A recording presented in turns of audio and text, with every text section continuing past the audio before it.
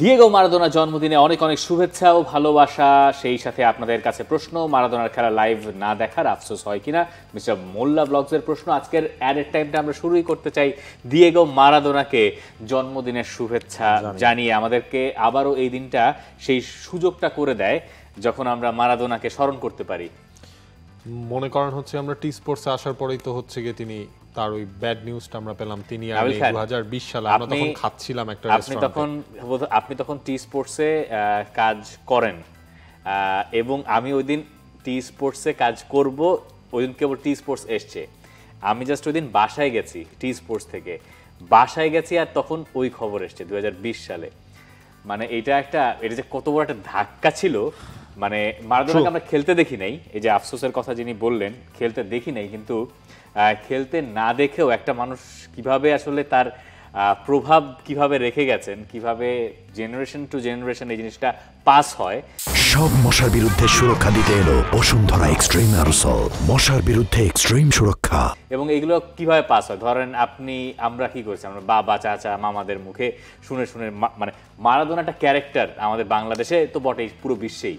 ধরেন আচ্ছা, আলিফ হাসানেরও এক টাইপের প্রশ্ন ছিল, আজকে মারাদোনার জন্মদিন, তাকে নিয়ে আপনারা কথা বলেন। দেখেন, ছোটবেলায় যখন আমরা প্রথম ফুটবল যে একটা কিছু, সেই জিনিসটা আসলে বুঝলাম। ওই জিনিসটার মধ্যে প্রথম যে নামটা ছিল, ধরেন ওই শুরুর দিকে নামটার মধ্যেই মারাদোনা হচ্ছে গিয়ে একজন ছিলেন। এবং এই যে জার্সি নাম্বার 10, সেই জার্সি নাম্বার 10 যদি আপনি পুরো ওয়ার্ল্ড ফুটবলে বলেন সেরা জার্সি নাম্বার 10 কার, মানে চোখ বন্ধ করেও সেটা বলে দেওয়া যাবে মারাদোনা। আপনারা কিন্তু হচ্ছে কেউ মারাদোনার খেলা দেখি নাই, লাইভ দেখিনি আমরা। এখন যেমন আপনার কোনো একটা ফুটবল ম্যাচ হচ্ছে 90 মিনিটস আমরা লাইভ দেখে ফেললাম, সেটাও তো দেখার কোনো সুযোগ হয়নি। তারপরও যতটুকু যা দেখা, পড়া, শোনা, জানা, তাকে আবারও কোচিংয়ে দেখা, আর্জেন্টিনার হয়েই তাকে আবারও কোচিং করাতে দেখা, এগুলো আসলে পুরো একটা অরা। এবং তার যে আসলে মাঠের বাইরের জিনিসগুলোও ছিল, তার লাইফস্টাইল, তার সবকিছু, যদিও সেগুলো নিয়ে অনেক ধরনের প্রশ্ন আছে, জিনিসপত্র রয়েছে, তারপর আসলে এটা একটা অরা। এবং যতদিন পৃথিবী থাকবে, যতদিন ফুটবল থাকবে, এই অরাটা চলতেই থাকবে। এবং মারাদোনা ক্যারেক্টারটা এরকম, মানে তিনি কোনো পবিত্র লোক নন, তিনি একজন মানুষ যার ভালোটা ভালো, যার মন্দটা মন্দ। তার ভেতরে দুই রকম ক্যারেক্টার আছে। তিনি একজন প্রপার দ্য গডফাদার ক্যারেক্টার, যার ভালো আছে, যার মন্দ আছে, যার একটা ডার্ক সাইড আছে, খুব প্রচন্ড পরিমাণ অন্ধকার সাইড।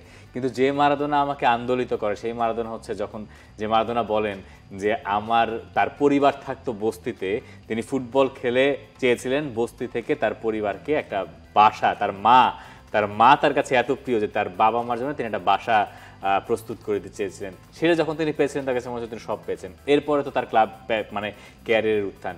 এবং আমার মনে হয় আমি খেলাধুলা ভালোই বাসছিলাম দিয়েগো মারাদোনাকে নিয়ে একটা বই পড়ার পরে। এটার বিশ্ব সাহিত্য কেন্দ্রের একটা বই আমি পড়ছিলাম অনেক ছোট ওই সময়। মানে খেলা টেলার তখন আমি দেখি টুকটাক, মানে ক্রিকেট খেলা দেখি, ফুটবল ওয়ার্ল্ড কাপ দেখি, ক্রিকেট ফুটবল, এই মানে ক্রিকেট খেলা কি, ওই যে তখন ক্রিকেট 98-এর দিকে ক্রিকেট কি আমি জানি, ভুলেও গেছি। 99 ক্রিকেটে কিছু মনে নাই, 99 ক্রিকেটে বাংলাদেশে পাকিস্তান খেলে সেটাও মনে আছে, 98 ফুটবল ওয়ার্ল্ড কাপ আমার মনে আছে। তো ওই সময়ের পড়া আর কি, 2000 সালের শুরুর দিকে বোধহয় পড়া এটা তখন। এবং ওই বইটা আমাকে এমনভাবে প্রভাবিত করেছিল যে আমি পুরোপুরি খেলার মধ্যে তখন থেকেই ঢুকে গেছি। মানে কি একটা ক্যারেক্টার। বইটা আসলে কোন রাইটার লিখেছিলেন আমার মনে পড়ে না, তবে এইটুকু নিশ্চিত যে কলকাতার কেউ একজন এটা অনুবাদ করেছিলেন, যে অনুবাদটা আমি পড়েছিলাম। সো মারাদোনা ইজ মারাদোনা, কোনো কম্প্যারিজন নেই। আমি মারাদোনার এতগুলা মানে ডকুমেন্টারি বলেন বা যাই বলেন, সবই তো কম বেশি দেখেছি। এবং সবচেয়ে মারাদোনার খুব কাছাকাছি তো যাইতে কোনোদিনও পারিনি, পারবো তো না। সেটা হচ্ছে যে 22 বিশ্বকাপে মারাদোনার একটা মিউজিয়ামের মতো ওখানে জার্সিগুলো দেখার সুযোগ হয়েছিল, যেখানে মারাদোনা জার্সি ছিল এবং তার বিভিন্ন জিনিসপত্র রাখা একটা মিউজিয়ামের মতো। সো এই আর কি, মারাদোনাকে জন্মদিনের শুভেচ্ছা। পেলেকেও আসলে বিলেটেড জন্মদিনের শুভেচ্ছা, পেলের জন্মদিন গেছে। কি দুজনের কি অদ্ভুত, তাই না? দুজনেই আবার এক মাসে জন্মেছে। হ্যাঁ, মানে এবং দেখেন দুইজনকেই হচ্ছে গিয়ে এখন আমরা আর পাই না, হ্যাঁ দুজনকেই হারিয়ে ফেলেছি। বাট ওইটাই, যতদিন ফুটবল থাকবে ততদিন এই মারাদোনা, পেলেরা, ধরেন আমাদের নেক্সট জেনারেশন, পরের জেনারেশন, তারাও যখন হচ্ছে ফুটবল নিয়ে কথাবার্তা দেখা শুরু করবে, তখনও তারা জানবে হচ্ছে যে মারাদোনা। মানে তারা ধরেন আর অন্য অনেক লিজেন্ডারি ফুটবলার আছেন, বা তখন ধর মেসি রোনালদোরাও থাকবে না, মেসি রোনালদোদের সাথেও যদি কারো নাম আসে, বা এক লিস্টে ওই লিস্টটা তাদের কাছে সেই লিস্টের মধ্যে মারাদোনা, পেলে, মেসি, রোনালদো এই নামগুলো নিয়ে আসলে বিশ্বের ফুটবল 50 বছর 100 বছর পর বিশ্ব ফুটবল চলবে। মারাদোনার হিসাবই আসলে আলাদা, দুইটার নাম, একটা ডিয়েগো একটা মারাদোনা, দুই জিনিস।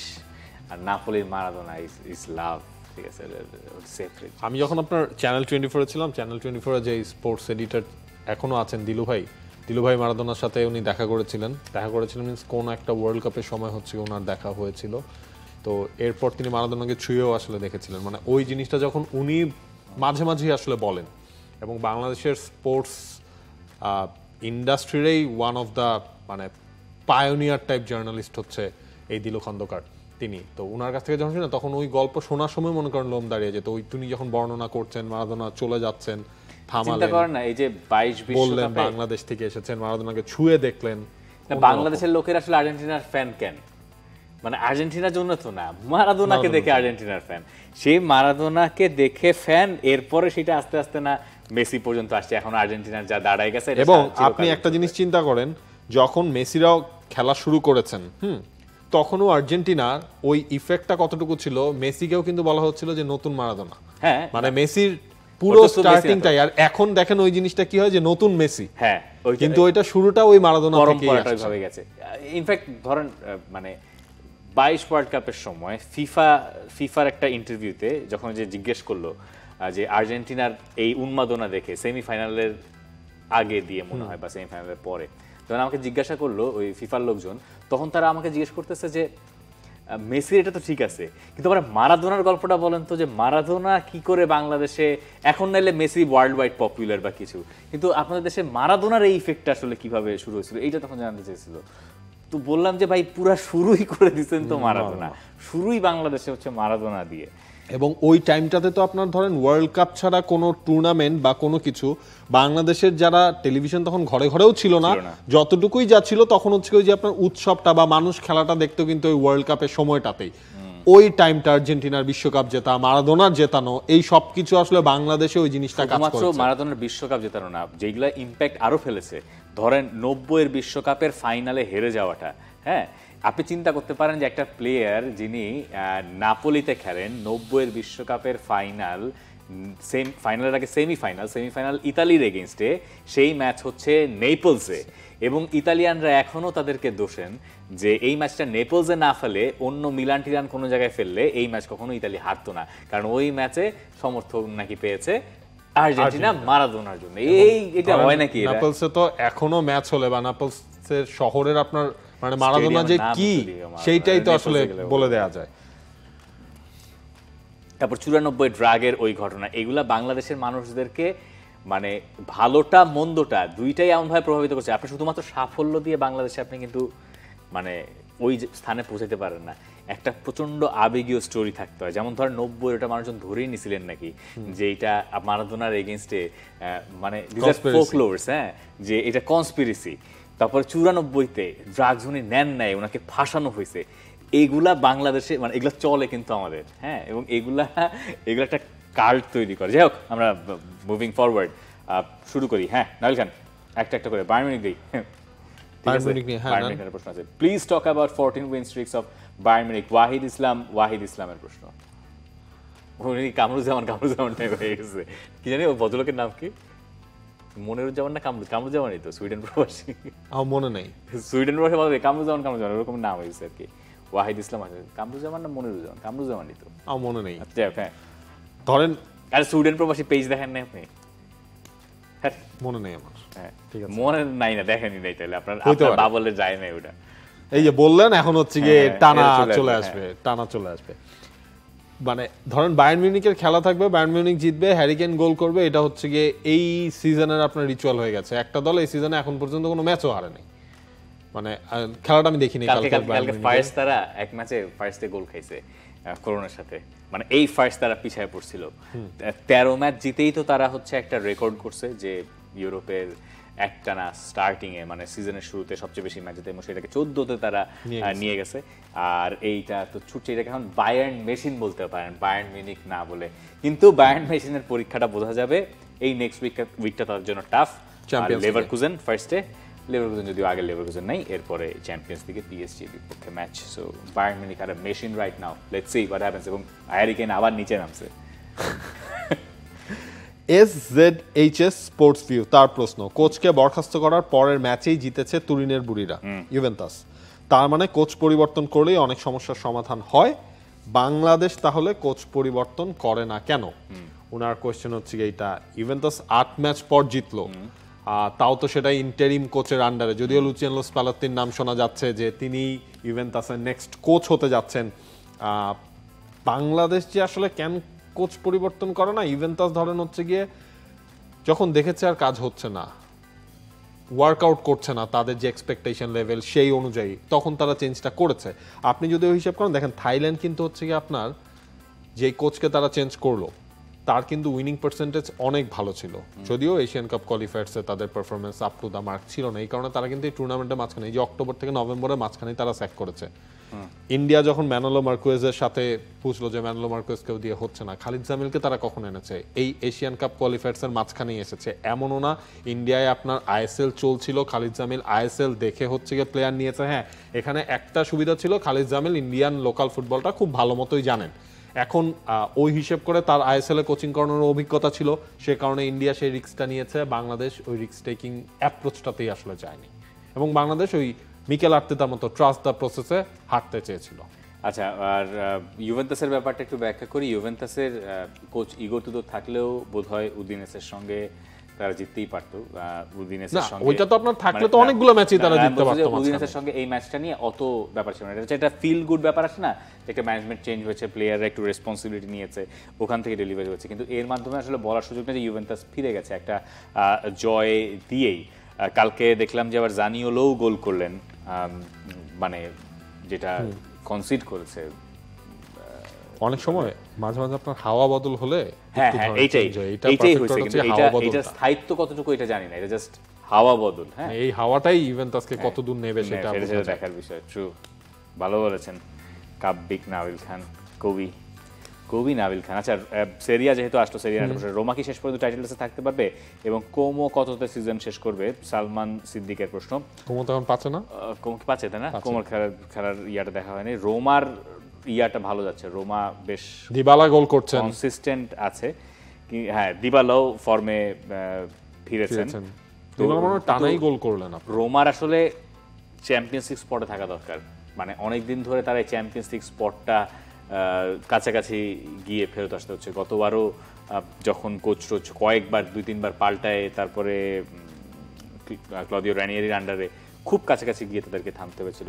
সো এই এখন যখন কোচ হিসেবে গ্যাসপেরিনি এসছেন, রোমার এটা আসলে বেয়ার মিনিমাম। গ্যাসপেরিনি আতালান্তাকে নিয়ে নিয়মিত ওই ফিনিশিংটা পেয়েছেন, এইখানে আসলে রোমার কাছ থেকে এটা এক্সপেক্টেড যে তারা টপ 4-এ একটা ফিনিশ করতে পারবে। এবং ইউভেন্টাসের যখন অবস্থা খারাপ, ইন্টার মিলান যখন নড়বড়ে, নাপোলি খুব টাফ ম্যাচ জিতেছে লেচ্চের বিপক্ষে, তারা গতকালকে একটা মানে বড় স্টেটমেন্ট উইনেই তারা পেয়েছে 3-0 গোলের। ফিওরেন্তিনার অবস্থা খারাপ, ইন্টার ম্যাচ জিতেছে, ঠিক আছে, কিন্তু নাপোলি মানে সবাই খুব স্ট্রেংথ অবস্থায়, মানে খুব স্ট্রং অবস্থায় আছে। কিন্তু আপনি একটা জিনিস খেয়াল করেন, তাদের জন্য মানে টপ 4টাই, হ্যাঁ, ইতালিতে এবার যে হচ্ছে কি আপনার খুব টাইট হবে, কিন্তু আপনি Napoli, Ruma, inter Milan, AC Milan, Como, Juventus হচ্ছে কি আপনার যদি তাদের সেই হাওয়া বদলটা হয়ে যায়। এটা আমি বলতেছি যে এই সিজনটাতেই ইউভেন্টাস দুর্বল, এসি মিলান এই ভালো এই খারাপ, কিন্তু আমি এক্সপেক্ট করি এসি মিলান টপ 4-এ থাকবে। ইন্টার মিলানের টপ 4, ইন্টার মিলান তো champion fight, inter Milan Napoli একটা হয়তো চ্যাম্পিয়ন হবে, দুটার মধ্যে একটা।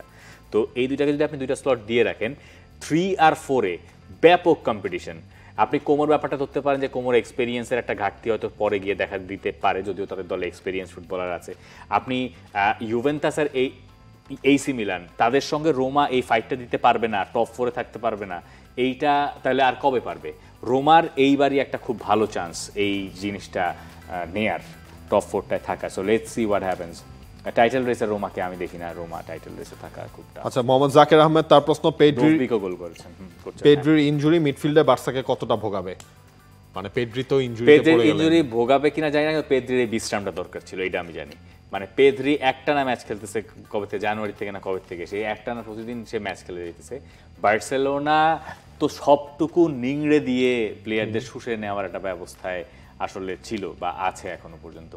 পেড্রির একটা আমরা ধরেও নিচ্ছিলাম যে লাস্ট ম্যাচে এল ক্লাসিকোর আগে মিড উইকে যে ম্যাচটা হলো ওখানে যে পেদ্রি একটা বিশ্রাম দেওয়া লাগবে বা বিশ্রাম দেওয়া যেত, কিন্তু আলটিমেটলি দেয় নাই বিশ্রাম। পেদ্রি একটা বিশ্রাম দরকার ছিল, দিন শেষে বিশ্রামটা না দিয়ে এই বয়সে যে পরিমাণ ধকল যায় এই প্লেয়ারদের উপরে, হ্যাঁ গেম টাইম ম্যানেজমেন্টের কোনো নাই। টিমেও যে আপনার খেলতে পেদ্রিরে আপনি বসাইতেও পারে না, ধরেন 70-80-60 মিনিটস পরে বসাবে এই সাহসও পায় না, একটা প্লেয়ার নাই তো। আর পেদ্রি না থাকলে তো খেলাই হবে না। এখন ধরেন হচ্ছে গিয়ে যে তাও এমন একটা টাইম হচ্ছে, এই জিনিসটা যদি আপনার 1 মাস আগেও হতো তখন আপনার কাসাদো কিন্তু ফিট ছিল না। এখন বার্নাল আছে। হ্যাঁ, তো এই জায়গাটা হচ্ছে বার্নাল কি আছে নাকি, বার্নালটা আমি শিওর না। কাসাদো হচ্ছে আপনার ইনজুরি থেকে তিনি ফিরলেন, এখন হচ্ছে আপনার ওই আলটিমেটলি কাসাদো ফ্র্যাঙ্কি ডি জংকেই সামলাতে হবে। কিন্তু পেড্রির রোলটা বার্সেলোনা এমন একটা টাইমে মিস করবে যখন আপনার বার্সেলোনার এগেইনস্টে অনেক কিছু আসলে চলে গেছে, এল ক্লাসিকো হারা, লা লিগায় তাদের যে অবস্থানটা, এইটা একটা big missing.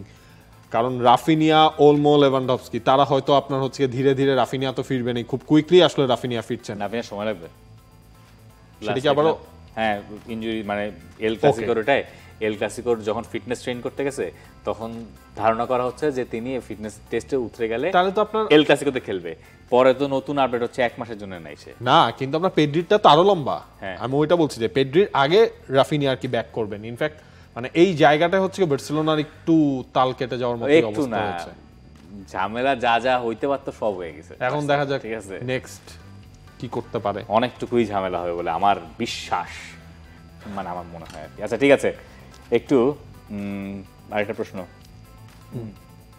Hazard, Shahriar Aziz, হ্যাজার্ডের hall of fame পাওয়া নিয়ে কিছু বলেন, তাকে নিয়ে আপনাদের সেরা মুহূর্ত, কিছুক্ষণের জন্য তার মাঠের তাণ্ডব স্মৃতি রোমন্থন করে উঠলো, আর্সেনালের ওই ফুটেজটা কেন ব্যবহার করা হলো, মি গানার্স একই সাথে H.F টার মার্কস মানে ধরে নিচ্ছে আর কি প্রশ্নটা। এইডেন হ্যাজার্ড নিয়ে কথা বলি। হ্যাজার্ডের একটা খুবই ইমোশনাল টাইপ ভিডিও যেখানে জন টেরি ছিলেন। আমার কাছে এই ভিডিও সবচেয়ে ভালো লেগেছে যেটা, সেটা হচ্ছে এইডেন হ্যাজার্ড বলতেছে যে প্রথম দিন ট্রেনিংয়ে তিনি কোনো ইংলিশ বলেন না, জন টেরি তাকে জিজ্ঞেস করতেছে তোমার কি পানি লাগবে নাকি, তো হ্যাজার্ড ব্যাপারটা ন্যারেট করতেছে এইভাবে যে আমি ভাবতেছি জন টেরি আমাকে পানি সারতেছে কেন, আমি না জন টেরির পানি আগায় দিব, মানে কি একটা অবস্থা। লিল থেকে আসার পরে যখন হ্যাজার্ড এসছিলেন, আমার মনে আছে ওই সময়টাতে আমি বলছিলাম যে হ্যাজার্ড অত ভালো করবে না মনে হয়, হ্যাঁ অবশ্য তো আমি মানে অনেক আগের কথা। সেই হ্যাজার্ড যে খেলা দিল চেলসিতে, হ্যাঁ মানে চেলসির ধরেন আপনি যদি আমাকে জিজ্ঞেস করেন 2010 সাল থেকে 2020 পর্যন্ত বা 2020-এর ছোট খাটো করে আনি 2018 পর্যন্ত কে প্রিমিয়ার লিগের বেস্ট প্লেয়ার, আমি তো বলবো এইডেন হ্যাজার্ড, এই টাইমের বেস্ট পারফরমার বলা যায়। এইটাই মানে এই টাইম স্প্যানের মধ্যে, এই টাইম স্প্যানে এইটাই, আর 10 বছর যে ডমিনেশন তার ছিল, গোল স্কোরিং অ্যাবিলিটি সবকিছুই, সাচ আ ক্লাস, ওই মরিনিওর সাচ আ ক্লাস। হ্যাঁ, এবং জোসে মরিনিওকে এই ভিডিওতে আনে আরো জিনিসটার রং বাড়ায় দিছে। এবং ওই যে বলছে না যে ফুটবলটা ভালোবাসে সে হ্যাজার্ডকে ভালোবাসে, হ্যাজার্ডকে আপনার ভালো না বাসার কোনো কারণ নেই। আর হ্যাজার্ডের আমার খুব পছন্দের একটা মুহূর্ত, অনেকগুলো আছে গোলের হিসাব করলে, ওই যে জন টেরি মিলে একটা প্রেস কনফারেন্সে কি হাসিটা হাসছিল, কি জানি এটা কে জানি ইংলিশ বললো, এইটা নিয়ে হাসতে হাসতে হ্যাজার্ড গড়াগড়ি খাইছিল। হ্যাজার্ড কিন্তু ধরেন খুব বেশি লম্বা চওড়া না, বাকিদের সামনে যে আমার মতোই দেখা যায় আর কি, তো ওর কার্যকলাপ খুবই খুবই অদ্ভুত। এবং ওই টাইমটা আসলে চেলসি টাইমটা সে এনজয় করতো মানে সবকিছুর মধ্যেই। পরে যদিও আসলে ক্যারিয়ারের এন্ডটা তার এইডেন হ্যাজার্ড, এবং হ্যাজার্ড এসেছিলেন প্রিমিয়ার লিগ কাঁপাবেন বলে, কাঁপিয়েছেন। সাইম খান তার প্রশ্ন, who will be the starter at right back against Liverpool, Valverde or Trent Alexander-Arnold? Right back Trent Alexander-Arnold মনে হয় স্টার্ট করতে পারবে না, মনে হয় ট্রেন্ট হচ্ছে আপনার প্র্যাকটিস শুরু করেছে টিমের সাথে, বাট হচ্ছে আমারও মনে হয় না ওই ম্যাচে ট্রেন্টকে দিয়ে আসলে স্টার্ট করানো হবে। যদিও ট্রেন্টের জন্য যদি সেটা করা হতো একটা ডিফারেন্ট, তার জন্য একটা এক্সপেরিয়েন্স হতো, মানে ওই জিনিসটা। ইনফ্যাক্ট যখন আপনার এই লিভারপুল রিয়াল মাদ্রিদের ফিক্সচারটা আমরা পেলাম, তখনই তো এইটাও এই ম্যাচের একটা হাইলাইটেড পয়েন্টেই ছিল ট্রেন্ট অ্যানফিল্ডে ফিরবেন, যেই অ্যানফিল্ডেই তিনি ট্রেন্ট আলেকজান্ডার-আর্নল্ড হয়েছেন এক কথায়। বাট আমার মনে হয় না ভালভার্দে আলটিমেটলি স্টার্ট করবেন। আমার তাই মনে হয়। আচ্ছা, একটু রিয়াল মাদ্রিদে যখন গেলেন, নিয়াজ মোর্শেদের প্রশ্ন নেই, ভিনিসিয়াস জুনিয়র সম্প্রতি এল ক্লাসিকোর ম্যাচ শেষে ঘটা দুর্ব্যবহারের জন্য অফিসিয়াল স্টেটমেন্ট দেন, যেখানে তিনি দর্শক থেকে শুরু করে প্রেসিডেন্ট স্টাফ সবার কাছে ক্ষমা চান, অথচ ম্যানেজার শাবি আলোনসোর কাছে ক্ষমা চাননি। কনসিডারিং সাবস্টিটিউট করানোতে ভিনির যে রিয়াকশন আর এখন স্টেটমেন্ট, শাবি আলোনসোকে মেনশন না করা কি ভিনির সাথে শাবি আলোনসোর সম্পর্কে চূড়ান্ত অবনতি নির্দেশ করে? ফলশ্রুতিতে কি ভিনির মাদ্রিদ ক্যারিয়ার হুমকির পথে?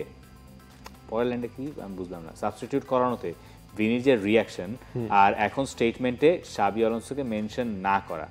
আচ্ছা, প্রথমত শাবি আলোনসোকে মেনশন করার দরকার নাই, তো তিনি সমর্থকদের কাছে ক্ষমা চাইবেন তার আচরণের জন্য, ওইটা অটোমেটিক শাবি আলোনসোর কাছে। ক্লাবের কাছেও তো তিনি ক্ষমা চাইছেন, ক্লাবের কাছে ক্ষমা চাওয়া মানে ম্যানেজার সেটার পার্ট।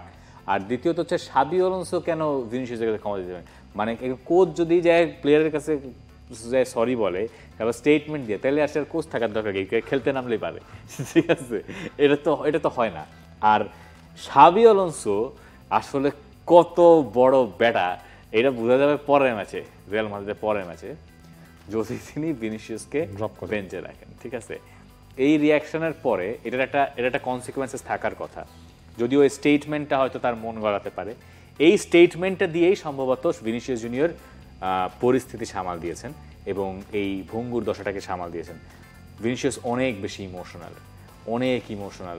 শাবি আলোনসো এই ব্যাপারগুলোকে খুব ভালো চোখে দেখবেন না, ম্যাচুরিটি চাইবেন তার কাছ থেকে। দেখেন, 2 দিন ছুটির পর রিয়াল মাদ্রিদের প্লেয়াররা যখন আসলে ট্রেনিংয়ে জয়েন করেছেন, ওইখানে আমরা দেখলাম হচ্ছে ভিনিসিয়াস জুনিয়র যেইভাবে তাকে আমরা ট্রেনিংয়ে দেখি সেইভাবেই হাসি খুশি, কোনো কিছুই আসলে যেন হয় নাই। কারণ তিনি তো তার জায়গায় আসলে তিনি ক্ষমা চেয়েছেন। এখন ধরেন আমরা তো ওইটাও জানি না যে তিনি আলোনসোর কাছে যে পার্সোনালি যে কথা বলেছেন কিনা, যে কোচ আমার এটা ভুল হয়েছে বা এই ধরনের রিয়াকশন দেখানো, সেটা হলেও হয়তো বা মিডিয়াতে আসেনি। মিডিয়াতে তো আপনার অনেক ধরনের কথা আছে যে রিয়াল মাদ্রিদের প্লেয়াররা, বেশ কয়েকজন প্লেয়ার নাকি হচ্ছে তারা আলোনসোর এই টোটাল হার্ড ট্রেনিং, এই হাই ইন্টেন্সিটি ট্রেনিং সব কিছু মিলিয়েও নাকি তারা হ্যাপি না, এইসব কথাবার্তাও তো আসলে আছে। এখন কোনটা সত্য কোনটা মিথ্যা সেইটা তো আমরা আসলে বুঝতে পারি না সামটাইমস। এই জায়গায় যেটা হয়েছে, ঘটনাটা আসলে ওইখানেই শেষ করে দেওয়া উচিত। আর আলোনসোকে ব্যাকআপ দিচ্ছে হচ্ছে গিয়ে বোর্ড, কারণ দিন শেষে হচ্ছে গিয়ে কোচের ডিসিশন হচ্ছে গিয়ে সব থেকে, মানে ওইটাকে প্রায়োরিটি দেওয়াটাই হচ্ছে গিয়ে একটা বোর্ডের কাজ, কারণ দিন শেষে কোচ আপনাকে সাকসেস এনে দিচ্ছে। আর ভিনিসিয়াস নিজের থেকে যেহেতু সরি বলেছে, এটা নিয়ে আমার আর মনে হয় না কোনো কিছু আছে। আর ভিনিসিয়াস জুনিয়র নিজে অনেকবার ক্লাবের থেকে ব্যাকআপ পেয়েছেন, ক্লাব তাকে সব ব্যাপারে সব সময় সায় দিয়েছে, ক্লাব কখনোই ভিনিসিয়াস জুনিয়রকে নিয়ে একটা কটু কথা বলে নাই এবং ভিনিসিয়াস জুনিয়রকে কখনো শাসায়ও দেয় নাই। আমি এক্সপেক্ট করছি যে এই ব্যাপারটা এখানে থামবে, কিন্তু ভিনিসিয়াস জুনিয়র যদি তার এই ধরনের আচার ব্যবহার ধারাবাহিকভাবে ঘটিয়ে যান, শাবি আলোনসো এটা সহ্য করবেন না, এটা আমি জানি। আচ্ছা, কাউসার আহমেদের প্রশ্ন, ভিনির বিপক্ষে কত সমালোচনা হচ্ছে, ক্লাব, দর্শক, কোচের সাথে সম্পর্ক নিয়েও বিভিন্ন আলোচনা হচ্ছে, এত চাপের মধ্যে উনি আবার গার্লফ্রেন্ডের সাথে চিল করছে, বিষয়টাকে কিভাবে দেখছেন আপনারা? আমি ধরেন এই যে সমালোচনাগুলো হচ্ছে, একটা জায়গায় গেলে তো তার একটু শান্তি দরকার, সেই শান্তির জায়গাটা হচ্ছে তার গার্লফ্রেন্ড, ওইখানে ওই হিসেব করে আপনি দেখেন যে এই চিল করাটা তো ভালো, একটা মেন্টাল রিফ্রেশমেন্ট তিনি ওখান থেকে পাচ্ছেন। এবং তার গার্লফ্রেন্ড তো আপনার এল ক্লাসিকোর আগে ব্রাজিল থেকে এসে এই ম্যাচটা আসলে দেখেছেন। ভালোই তো জানেন মানুষের গার্লফ্রেন্ডের খবর। ভাই ভিনিসিয়াস জুনিয়র, ঠিক আছে, ভিনিসিয়াস জুনিয়র কি করছেন না করছেন এই ব্যাপারগুলো তো আসলে দেখতে হয়, তাই না?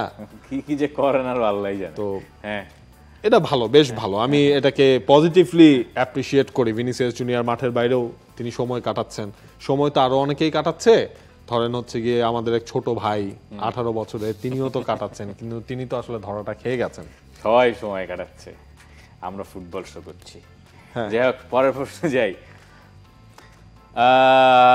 ফাহিম ফয়সাল নিবিড়, Masood bhai, do you think there is a chance for Man United finishing above Liverpool if Liverpool goes on to lose 2 more Premier League matches and United somehow manages to win next 2? আচ্ছা, Manchester যদি next 2টা match জিতে তো খুবই ভালো কথা, আলহামদুলিল্লাহ 5টা ম্যাচ টানা যেতে হবে। আর লিভারপুলের পরের 2টা ম্যাচে হারার সম্ভাবনা আছেই, অ্যাস্টন ভিলার সঙ্গে, তবে আমার কাছে মনে হয় না হারবে অ্যানফিল্ডে। ম্যান সিটির সঙ্গে যে কোনো কিছুই হইতে পারে।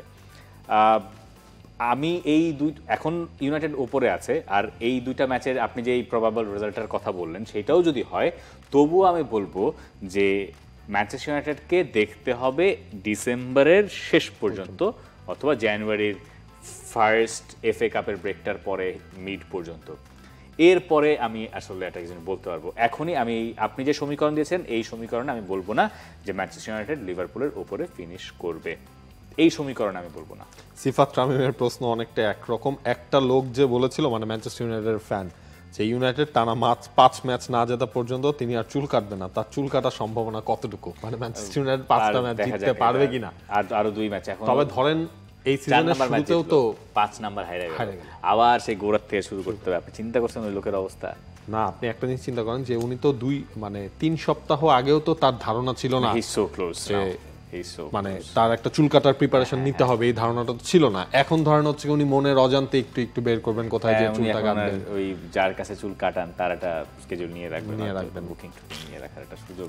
আবার দেখা গেল 4টা ম্যাচের পরে 5 নাম্বার ম্যাচ, হ্যাঁ 5 নাম্বার ম্যাচ 1-0 গোলে ইউনাইটেড আগায়, 90 মিনিটে গোল খেলো, 1-1 হইল। টানা 5 ম্যাচ হারলো না, কিন্তু টানা 5 ম্যাচ জিতলো তো না। বেটটা কি ছিল, জিতবে না জিতবে নাকি টানা 5 ম্যাচ না জেতা পর্যন্ত? তাহলে তখন আবার সেই শুরু থেকে শুরু। তারপর দেখা গেল যে আবার রুবেন আমরিমের আগের পুরান কি হাসিটা দেখছেন রুবেন আমরিমের 3 ম্যাচের, এটা তো আপনার হচ্ছে সেরা জীবনের হাসি, এটা একদম জীবনের হাসি, ঠিক আছে? মানে এই প্রথম মনে হচ্ছে যে খুব লাইভলি এনজয় করছেন তিনি, এবং এইটাই হয়তো বা ইউনাইটেডকে আগায় দিবে এই সুখী পরিবার হিসেবে যদি তারা এই মোমেন্টগুলো কাটাতে পারে। ওকে ব্রো, পরের প্রশ্ন। আচ্ছা, HN তাহা রবিবার মেইন শোতে 41.5 মিনিটে রিফাত ভাই আপনি বললেন সান্ডারল্যান্ড হামজা লেস্টার সিটিকে হারিয়েছে, তবে হামজা শেফিল্ড ইউনাইটেড আর লেস্টার সিটি প্রিমিয়ার লিগে। ভাই দুঃখিত, ওই স্লিপ অফ টাং, শেফিল্ড বলতে গিয়ে মানে লেস্টার বলে ফেলছি, শেফিল্ড ইউনাইটেড ছিল সান্ডারল্যান্ডের সাথে। ওইটা আহমেদ ফয়সালের প্রশ্ন, হামজা চৌধুরী আবারও শেফিল্ড ইউনাইটেডে ফিরবে কিনা? আমার মনে হয় না। লেস্টার কেন ভাই হামজা চৌধুরীকে ছাড়বে? ভাই লেস্টারে তো প্রিমিয়ার লিগে আসলে যেতে হবে, লেস্টারের অবস্থানও তো খুব ভালো না, 10 নম্বরে তারা আছে। আর শেফিল্ডের অবস্থা তো যাতা, শেফিল্ড কিন্তু রেলিগেটেডও হয়ে যেতে পারে।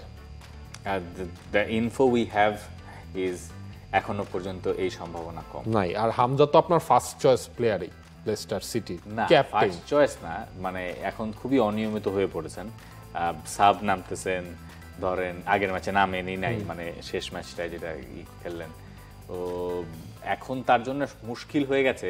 তিনি রাইট ব্যাক হয়ে গেছেন, এইটাই তার থিতু হয়ে গেছে। রাইট সিএম আর সিএম বা সিএমটা রোলটা যদি আসলে ওইখানে কম্পিটিশন একটু কম, তিনি যেহেতু রাইট ব্যাকে পরিণত হয়েছেন, তিনি কিন্তু জাত রাইট ব্যাক না। সো দেখা গেছে যে জাত রাইট ব্যাকের প্রেফারেন্সটা ওই সিফুয়েন্তের আন্ডারে পাওয়া যাইতেছে। আবার ধরেন সামনে যে খেলাবে সিএম, ওই জায়গায় আবার বেটার একটা সিস্টেম দাঁড় করা যাচ্ছে। এবং রাইট ব্যাক একটা ম্যাচে মানুষ কয়বার চেঞ্জ করে? খুব তো অহরহ চেঞ্জ করে, তাই না? খুব কম চেঞ্জ করে। তখন যেই ম্যাচে স্টার্ট করতেছে সেই ম্যাচে তো 70-80 মিনিটস খেলতেছেন, আর যে ম্যাচে স্টার্ট করতেছেন না সেই ম্যাচে নামাটা একটু, তাই মানে যদি লিড, কারণ লেস্টার লিডও নিতে পারতেছে না, লিড নিলে না হামজার প্রয়োজনীয়তা তখন বাড়তো। সো লেস্টার সিটির অবস্থাই আসলে খারাপ 10th-এ, এরপরে যে অবস্থাটা আছে এটা তাদের জন্য খুব ভালো কিছু না। এটা মানে পরের বার প্রিমিয়ার লিগে ওঠা, যদিও পয়েন্টের গ্যাপ খুব বেশি না, কিন্তু পরের বার প্রিমিয়ার লিগে ওঠার রাস্তা এরই মধ্যে কঠিন হয়ে গেছে। প্লে অফের বাইরে maximum Leicester city play of পর্যন্ত যাইতে পারবে, কিন্তু 1-2 হইতে পারবে না, বাকিরা বেটার করতেছে। যাবো পার্টে। হ্যাঁ, রায়ান চেরকির পারফরমেন্স দেখছেন নাকি, কেমন লাগছে? নাহুল মাহমুদ ফাহিমের প্রশ্ন, ইনজুরি থেকে আইত নুরি, রায়ান চেরকি, মারমুশের ফিরে আসা সিটিকে কতটুকু সাহায্য করবে, এবং তারা গোলও করেছেন বা করছেন। আচ্ছা, সিটিকে কতটুকু সাহায্য করবে, কিন্তু খুব বড় মাপের কিনা আমি জানি না। মাত্র তো ইনজুরি থেকে ফিরে তারা কিভাবে রিকভারটা হয়েছে কতটুকু রাখতে পারবে, আর রায়ান চেরকিও ইমপ্যাক্ট ফেলবে, কিন্তু গার্দিওলা তাকে কখন পারমিট করবে এটা হচ্ছে কথা।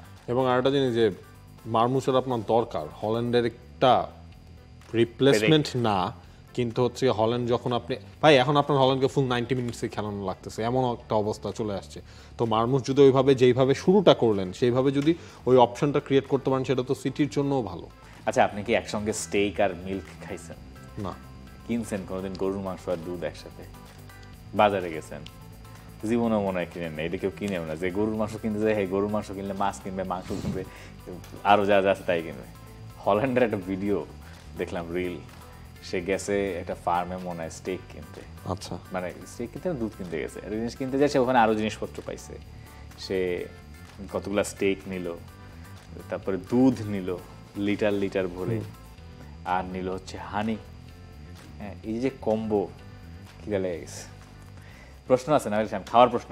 আল আমিন মোহাম্মদ সামি, স্টার্ট বেঞ্চেল, মুরগির মাংসের সাথে খিচুড়ি, গরুর মাংসের সাথে খিচুড়ি, আর খাসির মাংসের সাথে খিচুড়ি। গরুর মাংসের সাথে খিচুড়ি স্টার্ট, এইটা নাজি গেল ভাই, ঠিক আছে। তারপরে সেকেন্ড হচ্ছে মুরগির মাংসের সাথে খিচুড়ি, মিলে গেছে। থার্ড হচ্ছে খাসির মাংসের সাথে খিচুড়ির ব্যাপারটা নট আ বিগ ফ্যান, ঠিক আছে। মানে আপনি যদি খাসির মাংস আর খিচুড়ির সাথে মুরগির মাংস আর খিচুড়ি দেন, তাহলে আমি মুরগির মাংস আর খিচুড়ি খাওয়ার চান্স বেশি আমার। আর গরু থাকলে তো ভাই কোনো কথাই না, গরু থাকলে ভাই হিসাব আলাদা ওইটা। আচ্ছা কি আছে ভাই উপরে খাওয়া? আজকে মনে হয় পোলাও, এই টাইপ মনে আছে। প্লাউ প্লাউ আপনি কি প্লাউটা দেখছিলেন?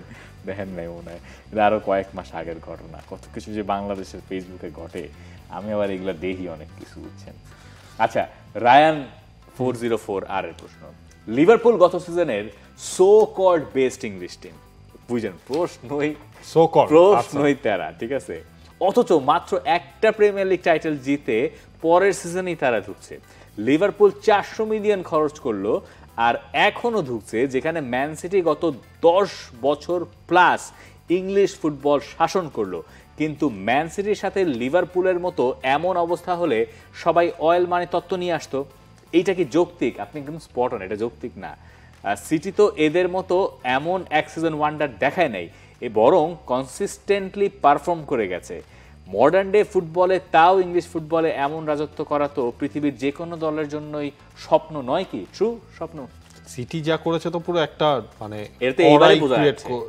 ক্রিয়েট করেছিল, ঠিক আছে, যেটা সে কারণেই দেখবেন হচ্ছে গিয়ে সিটি কোনো কিছু যখন করেছে তখনই হচ্ছে ওই যে তেলের টাকা জ্বলছি, তো এইসব জিনিসগুলো তো আসে। আপনার যখন কেউ খুব ভালো করতে থাকলে মানুষের এগুলো ভালো লাগে না, তখনই হচ্ছে কোনো একটা আসে। আর লিভারপুলেরটা ভাই, আপনি ওই জিনিসটা দেখেন, লিভারপুল এর আগেও যখন প্রিমিয়ার লিগ জিতেছে, এটা তো খুব বেশি দিনও তো হয় নাই, তো ওইটাও তো আপনার মানতে হবে যে ওয়ান সিজন ওয়ান্ডারও আমি তাদেরকে আসলে বলতে চাই না। সেটাই, মানে একটা ব্যাপার বলি, তো আর্নে স্লটকে আপনি বলতে পারেন, সেটা আরো কয়দিন পরে গেলে বলতে পারবেন।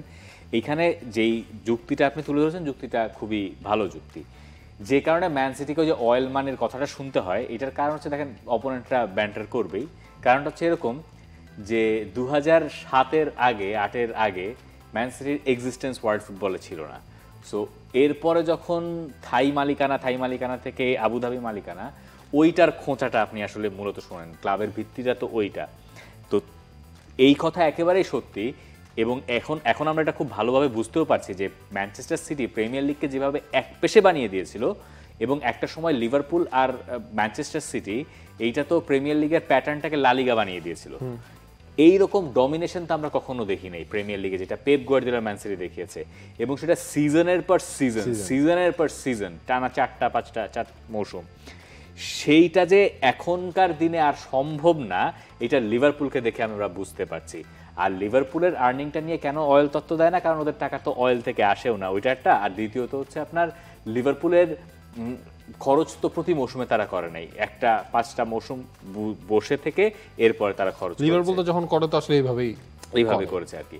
আর ম্যান সিটি ধরেন গত ট্রান্সফার সিজনেও খরচ করেছে, কিন্তু রেজাল্টটা আসেনি, ওই কারণে বলে। কিন্তু যে ব্যাপারটা একেবারে একমত যে ম্যান সিটি আসলে যে ডমিনেশন প্রিমিয়ার লিগে দেখিয়েছে, আমার ধারণা আমরা আর একটা টিমের কাছ থেকে এইরকম এত বড় লম্বা সময় ডমিনেশন আর দেখতে পাবো প্রিমিয়ার লিগে। কারণ প্রিমিয়ার লিগ কোনো প্যাটার্ন এইরকম ছিলই না, কিন্তু এটা পেপ গার্দিওলাই করছিলেন। আর্সেনালের কাছ থেকে একটা ডমিনেশন দেখতে পারবো, রানার্স আপ হওয়ার ডমিনেশন হইতে পারে সেটা, যদি এইবারও তারা আসলে রানার্স আপ হয়ে যায়। প্রশ্ন, হ্যাঁ, ওকে, জারিফুল ইসলাম জিসান, তার প্রশ্ন, do you guys think we should get a tougher team than Nepal for friendly, because I think without a tougher opponent we won't be brave to take risk. এখন ইন্ডিয়ার সাথে পার পেয়ে গেলেও যাইতে পারেন, যেহেতু সাউথ এশিয়ান টিম, কিন্তু অবশ্যই বেটার। মানে এটা তো ধরেন সবকিছু মিলিয়ে যে প্রত্যেকবারেই তো তাই হয়, আমাদের আসলে নজরটা একটু সাউথ এশিয়ান সাবকন্টিনেন্ট থেকে বের করা দরকার, ফ্রেন্ডলি ম্যাচের দিক থেকে হলেও। ভাই ফ্রেন্ডলি ম্যাচের এই জয় পরাজয়ের হিসাব বাদ দেন না, একটা ফ্রেন্ডলি ম্যাচে জিতলে আপনার দেশে খুব ফুটবলের আলোড়ন হয়ে যাবে, আপনি আলোড়ন করতে পারবেন, জিনিসটা এমনও না। এর থেকে হচ্ছে গিয়ে ওই স্লো অ্যান্ড স্টেডি প্রসেসটাতেই আসলে আগানো উচিত। আমি ওই একদিনের যে ফ্রেন্ডলি ম্যাচ জিতলাম, নেপালের সাথে হোক, ভুটানের সাথে হোক, যদিও সেটাও আমরা কনভিনসিংলি জিততে পারি না, তারপরও হচ্ছে গিয়ে ওই জিনিসটা আসলে দেখা, কারণ এখন আমাদের ওই ধরনের এক্সপিরিয়েন্স দরকার যে টাইট সিচুয়েশনে পড়লে দল কিভাবে রিয়্যাক্ট করে সেই জিনিসটা আপনার বের করতে হবে। সেটা আপনি নেপাল ভুটান কাউকে খাটো করেও না, যে তাদের সাথে করে হয়তো সেটা নেপাল ভুটানের সাথে নিয়মিত খেলেনি, আপনি জানেন তারা কেমন, ওই সিস্টেম থেকে বের হওয়ার একটা চেষ্টা করা দরকার এইটাই। আচ্ছা, সাইবার গেমিং আর বিএফএল এর জন্য টিম বানালে দেশের ফুটবলে কতটুকু উন্নতি হবে? সবাই যদি দেশেই খেলতে চায় তাইলে দেশের মানুষের এএফসি বা ওয়ার্ল্ড কাপে খেলার স্বপ্ন কেন দেখে? ভাই আপনি ভালো প্রশ্ন করছেন, মানে একেবারে বিরক্তি থেকে। এটা একটা কোয়েশ্চেন, মানে ওনার দুটো কোয়েশ্চেন ছিল, আমি একটা দিয়ে আলোচনা হয়েছে মেইন শোতে, কিউবা মিচেলের প্রশ্ন ছিল মনে হয় আপনার, ওইটা মেইন শোতে আলোচনা হয়েছে, এটাতে এখানে নিয়েছি। বলেন তো, আপনি যদি এএফসি কম্পিটিশনে খেলতে চান, ধরেন ইংল্যান্ডের লিভারপুল লিগ জিততে চায়, ওই লিগের মানটাই এত ভালো যে ওইটা লিগ জেতার জন্য টিম বানাইলে ওটাতে আপনি চ্যাম্পিয়ন্স দিয়ে কম্পিট করতে পারবেন, ঠিক আছে? ফ্রান্সে ধরেন পর্তুগালে গেলাম, পর্তুগালের একটা টিম ধরেন টিম বানায় পর্তুগালে চ্যাম্পিয়ন হওয়ার জন্য, ধরেন বেনফিকা আর স্পোর্টিং সিপি, পোর্তো তো অনেক পিছিয়ে গেছে আজকাল, সেই টিম দিয়ে তারা ইউরোপে কম্পিট করতে পারে না, কারণ তাদের লিগের মান অত ভালো না। তো আপনি যদি বিএফএল এর জন্য টিম বানান তাহলে আপনি এফসি কাপে কম্পিট করবেন কেমন? এটা হচ্ছে প্রশ্ন, সরল প্রশ্ন, উত্তর আছে এখন উত্তর নেই, এবং সেটা হচ্ছে আপনার প্রশ্নের মধ্যেই অ্যান্সারটা আসলে রয়েছে। বিএফএল এর জন্য টিম বানালে ওটাই বিএফএল এ চ্যাম্পিয়ন হয় আসলে সর্বোচ্চ সাফল্য হয়ে থাকে, এরপর ওই ভাবনা করাটাও দুষ্কর হয়ে যায়, এবং সেই ভাবনা করাটা আসলে বাস্তবসম্মতও হয় না, সেটার প্রমাণ আমরা গেল কয়েক বছর ধরেই দেখে আসতেছি। আব্দুল আল ফুয়াদ তার প্রশ্ন, এলিটা কিংসলে একসময় বাংলাদেশ জাতীয় ফুটবল দলের হয়ে খেলার আলোচনায় ছিলেন তুঙ্গে, বর্তমান পরিস্থিতি কি? দেখেন, এটা তখন আমরা মানে পিক এলিটাকে ওই টাইমটায় যদি হচ্ছে গিয়ে বাংলাদেশ পেত তাইলে হয়তো বাংলাদেশের জন্য বেটার হতো। তাও হচ্ছে গিয়ে এলিটা কিংসলে যখন ন্যাশনাল টিমে ডাক পেলেন, উনি মাত্র 2টা ম্যাচ তাকে খেলানো হলো, এবং কার আন্ডারে খেলানো হচ্ছে? হাভিয়ার কাবরেরার আন্ডারে। হাভিয়ার কাবরেরার মন মতো আসলে স্ট্রাইকারদের প্যাটার্নটা হচ্ছিল না, সে কারণে তিনি করলেন কি, তিনি স্ট্রাইকার নীতি বাদ দিয়ে দিলেন। তো স্ট্রাইকার নীতি যখন তিনি বাদ দিয়ে দিয়েছেন তখন এলিটা কিংসলে কেউ দলে রাখেন নেই। একটা সময় আপনি দেখেন সাজ্জাদ দলে ছিল নাম্বার 9 হিসেবে, তাকে দিয়েও ট্রাই করানো হয়েছে, তার মন মতো হয়নি, বা যেই ধরনের ফুটবলটা স্ট্রাইকারের কাছ থেকে তিনি চান তিনি কারোর কাছ থেকেও পাননি। এবং এলিটা কিন্তু ওই আবাহনীর কিংস ছাড়ার পর আবাহনীর একটা সিজন, প্রথম সিজনটা বাদ দিলে এলিটা নিজেও কিন্তু একটু ড্রপ হয়ে গিয়েছিলেন, তার ফিটনেস নিয়ে একটু। কিন্তু আমার কাছে মনে হয় যে আমাদের জাতিগতভাবে এলিটা কিংসের কাছে মানে ক্ষমা চাওয়া উচিত যে তাকে আমরা সুযোগটা করে দিতে পারিনি। মানে এটা ভাই মাত্র তাকে আপনি 2 ম্যাচের জন্য ইয়ে করছেন, এটা কেমন নামাইছেন? 2 ম্যাচের জন্য, এবং এটা কিছুই হয় না, এটা কিছুই হয় না, মানে তাকে তো একেবারেই টাইম দেওয়া হয়নি, এলিটাকে ন্যাশনাল টিমের জন্য একেবারেই টাইম দেওয়া হয়নি। আপনি আরো কয়েকটা ক্যাম্পে আপনি রাখতেন, আপনি হচ্ছে যে তাকে একটু ট্রাই করতেন। 2021 এর সাফের আগে তারে ক্যাম্পে রাখছেন, ক্যাম্পে রেখে আপনি তার ছাড়া টিম নিয়ে গেছেন গিয়া খেলতে, গিয়া তার অভাব বোধ করছেন। 2022 এর ফ্রেন্ডলি ম্যাচে আবার নিলেন, খেলাইলেন 2 ম্যাচ, একটা মনে বদলি নামছিলেন, তাই না? একটা বদলি নামছিলেন, এবং আপনি এরপরে আর তার কখনো দলে মানে আর কনসিডারই করলেন না। আপনি কখনো খুলে বললেনই না যে হইতে পারে যে ধরেন ইনএলিজিবল হইল, ঠিক আছে, হয় না যে মালয়েশিয়া যে ফ্যাকরায় পড়ছে, আমি কিন্তু তিনি তো এলিজিবল, ন্যাশনাল টিমে তার খেলা হয়ে গেছে অলরেডি। কিন্তু আপনার মনে যদি কোনো সংশয় থাকে সেটা বলেন পরিষ্কার করে। কিন্তু এইরকম একটা প্লেয়ার যিনি ন্যাশনালিটি পাল্টায় নিলেন বাংলাদেশের হয়ে খেলবেন বলে, যিনি নাইজেরিয়ার ন্যাশনালিটি ছেড়ে দিলেন, তার সাথে এইগুলো করার অধিকার আমাদের আসলে কে দিছে? তার কোনো সুযোগই আমরা দিলাম না। এটা খুবই আফসোসের যে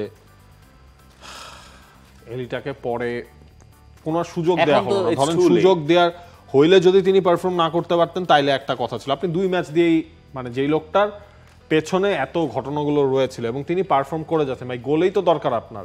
এরপর এমনও হয়নি আপনি নাম্বার 9 অন্য কাউকে খেলিয়ে আপনি মহাভারত উদ্ধার করে ফেলেছেন, বা অন্য কেউ এসে ওই জায়গাটার মধ্যে খুব হাতি ঘোড়া পিটাইছে। হ্যাঁ, তার কোনো কিছু আসলে হয়নি। আচ্ছা যাই পরের প্রশ্ন। পরের প্রশ্ন হচ্ছে অনামিকা ঐশী 24। অনামিকা ঐশী 24 এর প্রশ্ন হচ্ছে যে ভাই আমি একজন মেয়ে ফুটবল ভক্ত, আমার জন্য রাতে খেলা দেখাটা কঠিন হয়ে যাচ্ছে, আমি কি করতাম? আর রিফাত ভাই আপনি বলেছেন আপনাদের শো নাকি মেয়েরা দেখে না, মেয়েরা আপনাদের শো দেখে। ছেলে মেয়ে আলাদা করি না, সবাই যারা আমাদের শো যারা দেখেন আমরাও আপনাদের দেখি, দেখতে পারি না, মানে আমরা সবাই মিলেই শো আর কি, ঠিক আছে, মানে যারা যেখান থেকে যেমন দেখেন সেটা শো, সেটা আলাদা করে চেক করে ছেলে হোক বালক হোক কিশোর হোক কিশোরী হোক আপা হোক খালাম্মা হোক সবাই আমাদের ফুটবল গোত্রীয়, সবাই we are all part of the same thing, ঠিক আছে। সো ওইটা জানি কবে কি মজা করে বলছিলাম এটাই। আর দেখেন ফুটবল খেলা দেখা সবসময় একটা চ্যালেঞ্জ, কারণ এটা তো সব জায়গায় এক একটা খেলার একটা আপনাকে এক এক প্ল্যাটফর্মে যেতে হবে এবং স্টুডেন্ট লাইফ হলে সেই চ্যালেঞ্জটা আরো বেশি, আরো ভয়ঙ্কর।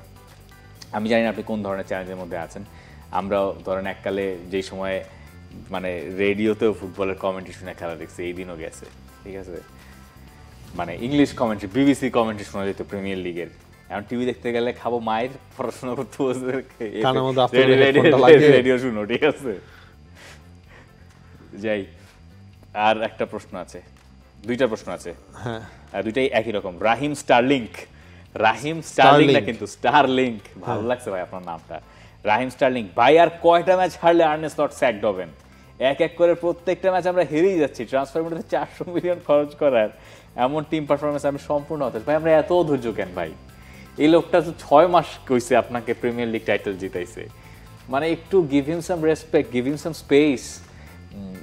দেখতে নিজেই তো বললেন 400 মিলিয়ন খরচ করছে, ইনভেস্টমেন্ট হইছে, এবার একটু অপেক্ষা করেন। একটা সিজন অনেক ইনভেস্টমেন্টের মানে ফল আপনি সাথে সাথে পাবেন, আর কিছু কিছু জিনিস আপনাকে হচ্ছে লং টার্মে যে সার্ভিস ধরেন পাইলেনই না, মোটে 2 মাস না 3 মাস হইছে নতুন সিজনে, 3 মাস 2.5 মাস। এখন তো লিগের 25 ভাগ শেষ হইছে মাত্র, আরো 75 ভাগ হচ্ছে বাকি আছে। কই যাইতেছে পুরো বিশ্বের আমাদের সবার। আমি বুঝতে পারছি আপনার কষ্টটা, বুঝতে পারতেছি। আমি তো আপনার মানে ভিনিসিয়াসের ইয়ের পর দেখলাম হচ্ছে কয়েকজন পোস্ট করছে যে আলোনসোকেও বাদ দিয়ে দাও, আলোনসোকেও চেক করে দাও, আলোনসোকেও নাকি রিয়ালের বোর্ড রাখবে না, মানে সবাই ধরেন আমরিম এটা শুনতেছে, আর্নে স্লট শুনতেছে। এখন পর্যন্ত লুই এনরিকে নিয়ে শুনি নাই, যদিও হচ্ছে পিএসজি গতকালকে রাতেও ড্র করছে, এইটাও কখন কেউ বলে ফেলে সেটাও একটা কোশ্চেন। হানসি ফ্লিককে নিয়েও এখনো শোনা যায়নি, এগুলো আসলে শুনতে হবে, আর এগুলা মজা। আচ্ছা, সারওয়ার হোসেন, আপনারা কি মনে করেন এমন একটা স্কোয়াড ম্যানেজ করা এবং লিভারপুলকে এমন সিচুয়েশন থেকে বের করার অ্যাবিলিটি আর্নে স্লটের আছে? তার অ্যাবিলিটি নিয়ে কোনো কোয়েশ্চেন আমি আপাতত রাখছি না, আমার সংশয় আছে। কিন্তু যদি লং টার্ম হয় তখন প্রেসার কিভাবে ডিল করবেন আমার সংশয় আছে, সেটা হচ্ছে কি দেখার। এই সিজনে পারবেন কিনা সংশয় আছে, পরেরটাই পারতে পারেন, এই সিজনে পাতা করি। মোহাম্মদ জুয়েল রানা তার প্রশ্ন, start bench sell. Yes sir. বিশ্বকাপের ম্যাচে Brazil Argentina, champions league match Madrid Barca, Asian cup match, ধরুন দুইটা দলই কোয়ালিফাই করছে এশিয়ান কাপে, বাংলাদেশ ভারত এশিয়ান কাপের স্টার্ট বেঞ্চ সেল করতে বলছেন। কি মানে কি করব? এশিয়ান কাপে বাংলাদেশের ম্যাচ এটা স্টার্ট, এটা ইয়ে নাই। বিশ্বকাপের match Brazil Argentina, champions league match Madrid Barca, ওটা থার্ড। চ্যাম্পিয়ন্স লিগ হচ্ছে গিয়ে আমার কাছেও third. Brazil Argentina world cup, কারণ হচ্ছে কি আপনার ধরেন ওয়ার্ল্ড কাপের মধ্যে গ্রুপ স্টেজে তো তাদের দেখা হয় না, নকআউট ম্যাচ, ফাইনালও হতে পারে। ব্রাজিল আর্জেন্টিনা ওয়ার্ল্ড কাপ হচ্ছে, বাংলাদেশটা ওয়ার্ল্ড কাপ ফাইনাল নাকি বিশ্বকাপের ম্যাচ, বিশ্বকাপের ম্যাচ, হ্যাঁ নকআউট স্টেজে ব্রাজিল আর্জেন্টিনা। Thank you. এইটা আবার ভাইবেন না যেটা শুধুমাত্র বাংলাদেশে, পুরো ওয়ার্ল্ড দুনিয়ায় কাঁপে যাবে যদি ব্রাজিল আর আর্জেন্টিনা ম্যাচ ওয়ার্ল্ড কাপে হয়। ওই যে কবে জানি হইলো সবশেষ 72 90 কি হয়েছিল, 90, যে বাদ দিয়ে তো আর্জেন্টিনা উঠলো ব্রাজিলকে বাদ করে দিয়ে। যাই হোক, thank you so much. Thank you. For more updates, subscribe to our YouTube channel and click on the bell icon. Follow us on Facebook and Instagram. Download T-Sports app to enjoy exciting games and highlights. Visit tsports.com.